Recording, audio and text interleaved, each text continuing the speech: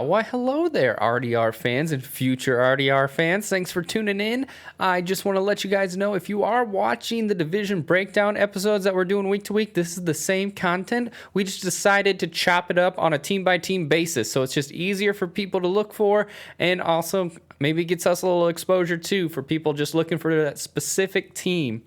So thanks again. Enjoy the content. I also wanted to let you know the Sluts right here. It's a good friend of mine, and his band's awesome, and he's been letting us use all his music for the intros and outros. So I'm going to start throwing on new songs.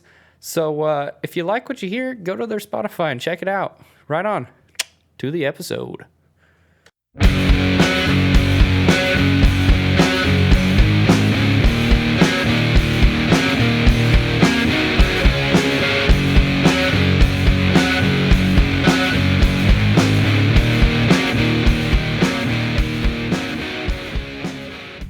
Without further ado, I'm going to kick it over to you guys and kind of explain what we're going to talk about. Yeah, I mean, we're just going to run down all four teams in the NFC East, talk about their draft, talk about what they did in free agency, who they lost, and then kind of like a 2021 just preview, little fantasy thoughts, thinking how all these losses and additions could impact the team, you know? For sure. Yeah, I mean, I think you nailed it, man. We're just going to kind of go through the depth chart and get everyone prepped for the 2021 year. I think it's going to be a banger. And I'll tell you what was not a banger was the NFC East last year. Oh, no, they were awful. You want to talk about a team winning a division with a losing record?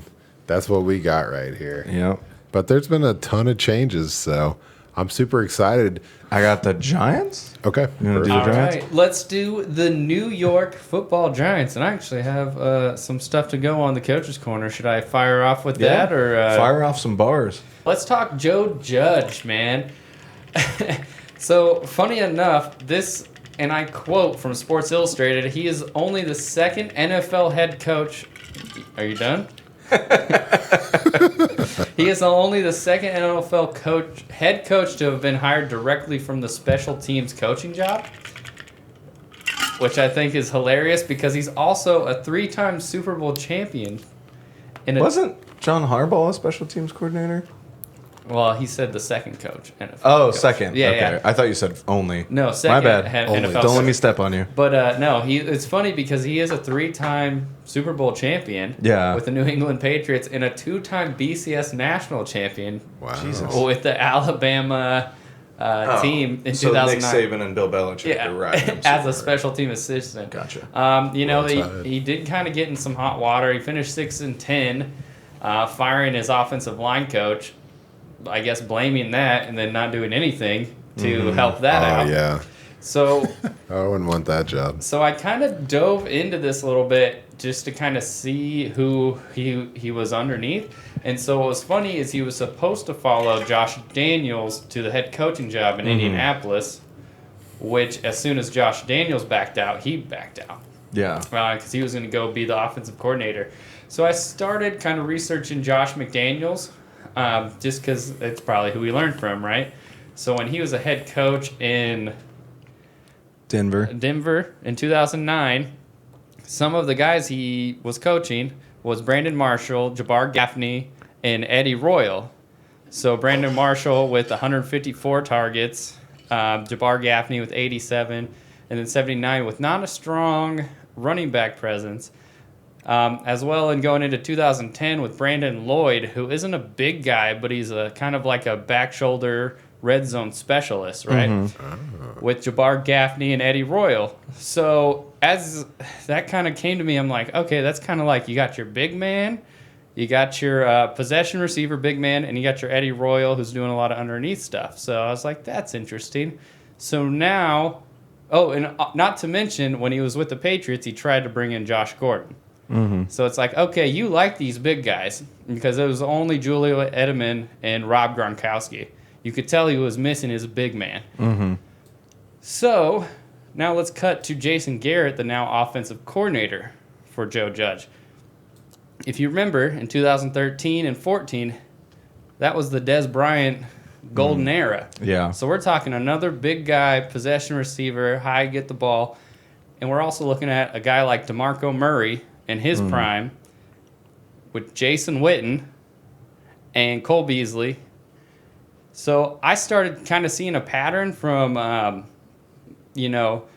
between Josh McDaniels and Jason Garrett, where I'm looking at a DeMarco Murray, elusive runner, not necessarily between the tackles, Saquon Barkley.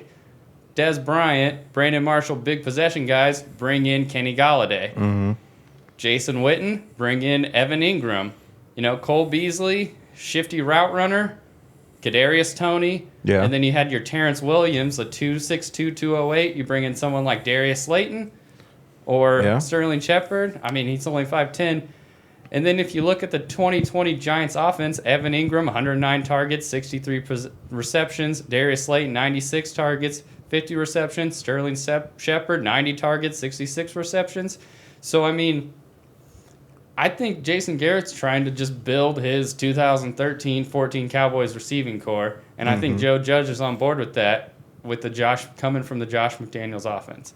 Yeah. So I just saw those similarities, and it kind of made me pretty excited for Kenny Galladay after I just traded him. Yeah. Because I think Daniel Jones is the down the field receiver. So I'm just presenting the facts in which I found. So I'm curious what you guys think of all that. I mean, it makes sense. You made a lot of good comparisons. So, I mean, Kenny Galladay would fit 100% into that role. No, I like it. It makes me excited. I'm not excited for reasons we'll get into later, but everything you said got me excited for sure. Yeah. Yeah, that was baller, man. I want to hear it again. Yeah. Just run it back. Fuck yeah. But, I mean, so we know Kenny Galladay is the jam, right? Mm-hmm. Playing with Matt Stafford, who was a pretty good downfield passer as well, really showcased that skill set. So, I'm all about it. We all love Kenny Galladay. But Yeah, for sure.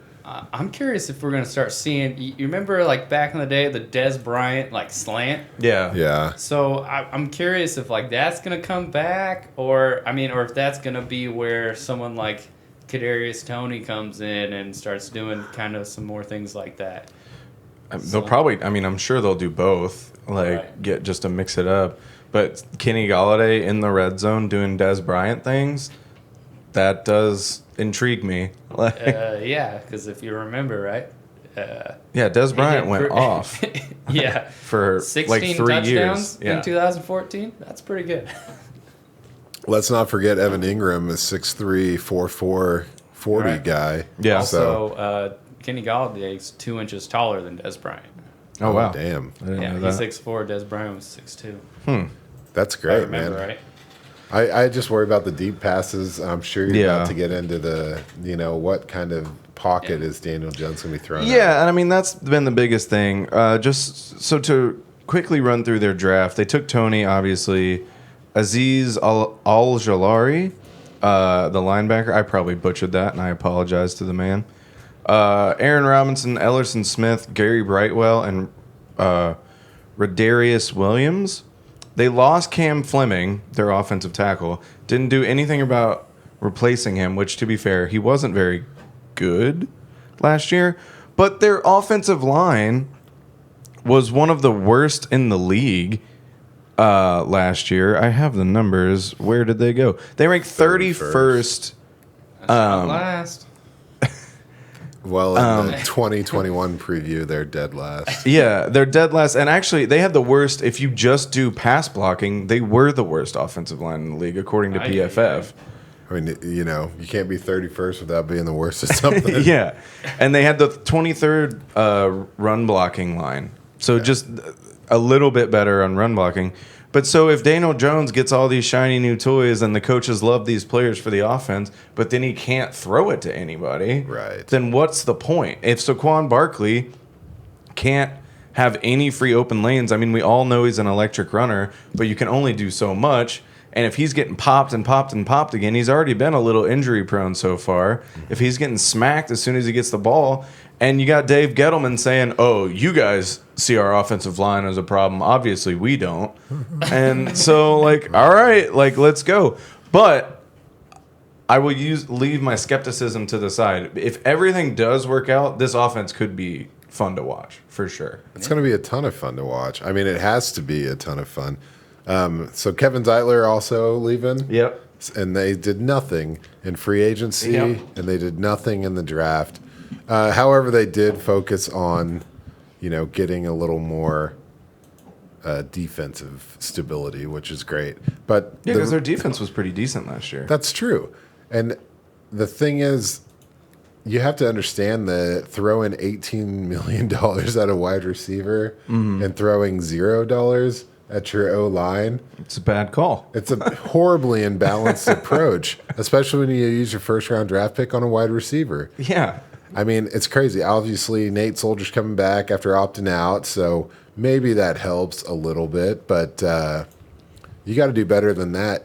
You're looking at there are only 2 teams that scored less than 300 points in the 2020 season. Yeah. And they both called New York City home. You know what I mean? Yeah. So let's do something. Only 12 passing touchdowns in 2021. You think that was really just because you're rolling out Golden Tate Yeah. every play? No, man. No. There's more to it than that. I couldn't agree more. But you got to really look at Evan Ingram, man. I know that people are sleeping on this guy, but he's averaging 7 targets a game over his career, Yeah. That's consistent. That's solid. They want to use him. Obviously, they got Kyle Rudolph in the house, so Yeah. you got to look out for that. I do think it's funny.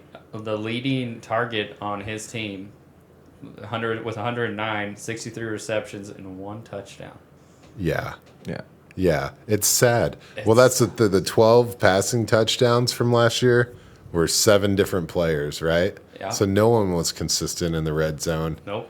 And I have to believe it was because the passing plays weren't developing because Yeah, of I mean, offensive line problems. Yeah, if you Yep. don't have time with an already proven to be turnover prone quarterback and you're not giving him an amount of time necessary to dissect the field, then yeah, you could have the best receivers in the league and it's not going to matter that much. I don't know. I like Evan Ingram. I'm with you. He could go under the radar and improve his game, not being the major target on the offense now. Because obviously I think Kenny Golladay steps in and is the number 1 guy. Shepard and Slayton saw decent workloads. I mean, both their efficiencies could have been a little better, but they saw a decent amount of targets and a decent amount of work.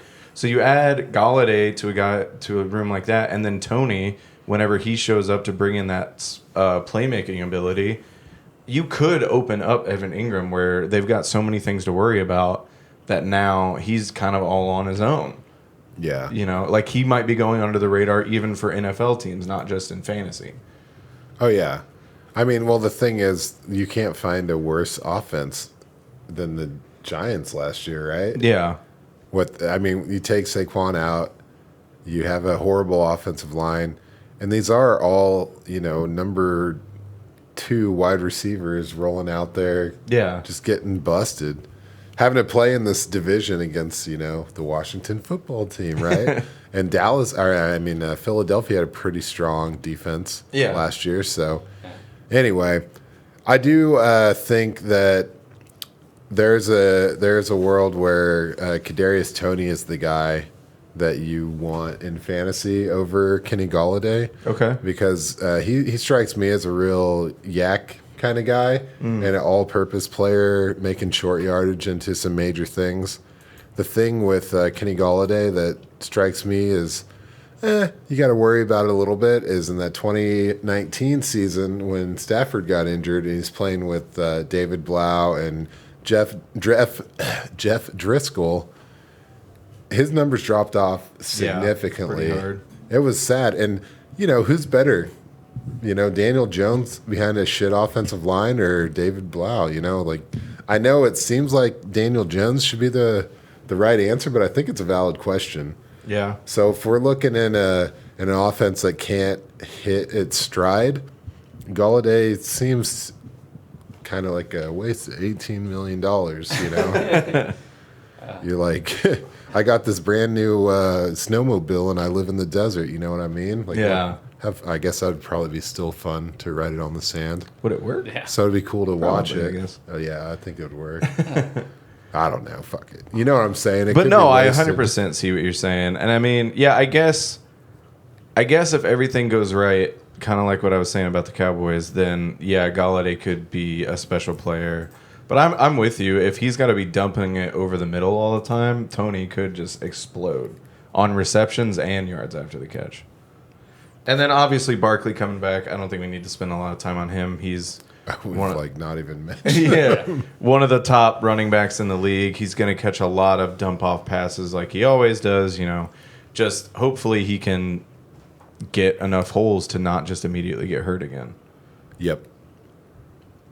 That's kind of it I had, to be honest. I did want to mention, I think Darius, there is a world where Darius Slayton has a pretty good year. Yeah. Just because, as I was mentioning before, like the 2013 and 14 Cowboys, like you look through this, Terrence Williams on a year where Des Bryant had 16 touchdowns, had 37 receptions, 621 yards, and 8 touchdowns. That'd be good. I did want to throw out there the records here. So both the Cowboys and the Giants were 6-10 last year, which is pretty good in that division. Battle for that number 2 spot. Isn't that so sad that we'll never see a 6-10 record again? Yeah, We're at 10-6. Yeah. It just felt so nice, and now it's 10-7. Ugh. Yeah, speaking of 10-6, I'm a Vikings fan. I love that shit. That was a good year. Yeah, 10-6, you get your wild card game all day. Like Yeah. I feel Unless you're so in the much worse about NFC a West. Yeah. 10-7 team than a 10-6 team. Yeah. Like or a 9-8. Like ugh. You had to say 9 and 8. Yeah. Hard pass.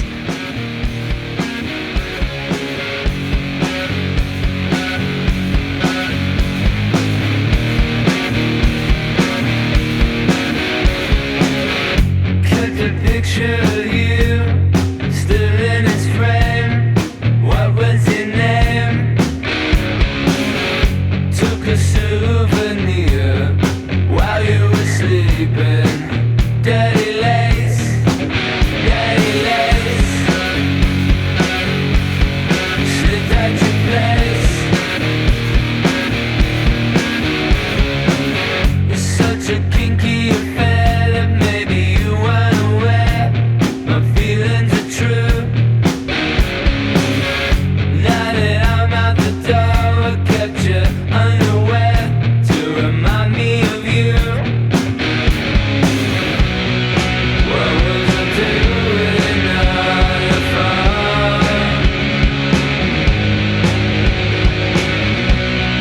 What was I doing now you're back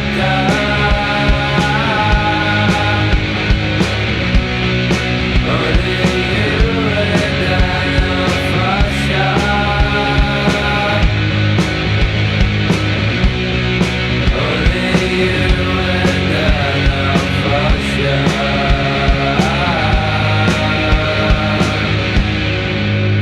That's it.